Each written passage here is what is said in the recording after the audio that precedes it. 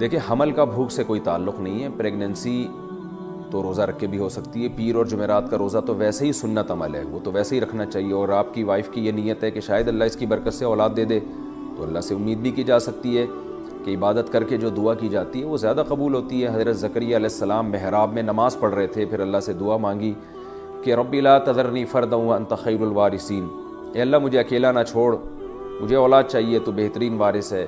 اور سورہ مریم میں جو اللہ نے ذکر کیا, اذ نادى ربه نداء خفيا قال رب انی وهن العظم منی واشتعل الرأس شیبا ولم اکن بدعائک ربی شقیا, کہ اللہ میری ہڈیاں بوسیدہ ہو گئیں, بال سفید ہو گئے, لیکن میں تجھ سے ابھی بھی امیدیں لگا کے بیٹھا ہوں. تو اللہ نے آپ کو بڑھاپے میں اولاد دی. تو عبادت کر کے دعا مانگنے میں قبولیت کا امکان زیادہ ہوتا ہے. باقی یہ کہ ہماری دل سے دعا ہے کہ اللہ آپ کو نیک صالح اولاد عطا فرمائے. بڑی آزمائش ہے یہ, ہم جانتے ہیں.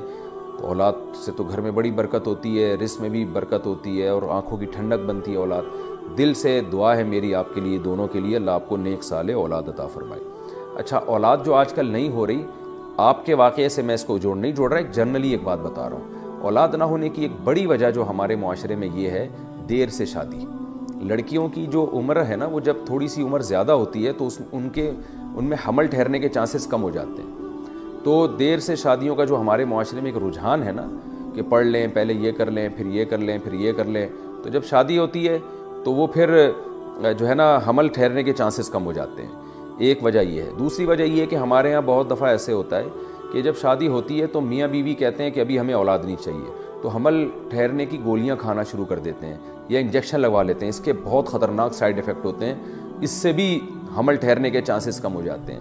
بعض دفعہ یہ ہوتا ہے کہ میاں بیوی کے ایک بچہ ہو جاتا ہے, وہ اس میں اتنا لمبا وقفہ کر لیتے ہیں دوسرے بچے میں, وہ سمجھتے ہیں کہ اولاد ہمارے اختیار میں, ہم جب چاہیں گے 3-4 سال کے بعد دوبارہ پیدا ہوگا.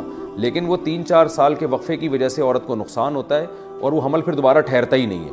ایسے کئی کیسز آئے ہیں. تو اس لیے, اور یہ بھی ایک بات بتاؤں جو ایک کینسر کے بہت بڑے اسپیشلسٹ نے بتائی مجھے, یعنی میں نے ان سے براہ راست سنی ہے, کہ جو دیر سے لڑکیوں کی شادیاں ہو رہی ہیں یہ بریسٹ کینسر کا بھی ذریعہ ہے. آج کل خواتین میں جو بریسٹ کینسر کی بیماری بہت خطرناک پھیل چکی ہے, اس کی ایک وجہ یہ بھی ہے کہ دیر سے شادی.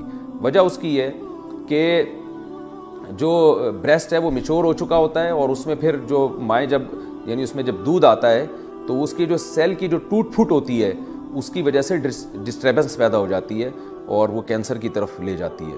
تو اس لیے میں بار بار کہتا ہوں, فطرت سے مت لڑو بھائی, خدا سے لڑائی مت کرو, فطرت سے مت لڑو, اللہ سے مت لڑو, اسلام سے مت لڑو. جلدی نکاح کو پروموٹ کریں معاشرے میں, تاکہ اولادیں بھی ہو وقت پر, اور عورت کی صحت بھی اچھی ہو, اور یہ جو بریسٹ کینسر کی بیماری ہے کسی حد تک اس سے بھی ہماری جان چھوٹ جائے. میں یہ نہیں کہہ رہا صرف ایک یہی وجہ ہے, ایک بڑی وجہ یہ بھی ہے دیر سے نکاح. تو اور پھر جو حمل روکنے کی گولیاں ہیں اور جو انجیکشن ہے, یہ ساری نظام جو ہے نا عورت کے اندر کے نظام کو تباہ و برباد کر رہا ہے.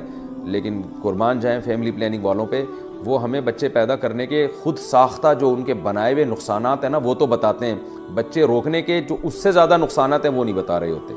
تو یہ بھی ایک شامت اعمال ہے. بہرحال یہ میں نے آپ کے لیے نہیں کہا, یہ میں عمومی بات کی ہے, کیونکہ ایک موضوع چل پڑا تھا تو میں نے کہا اس میں وضاحت کر دوں.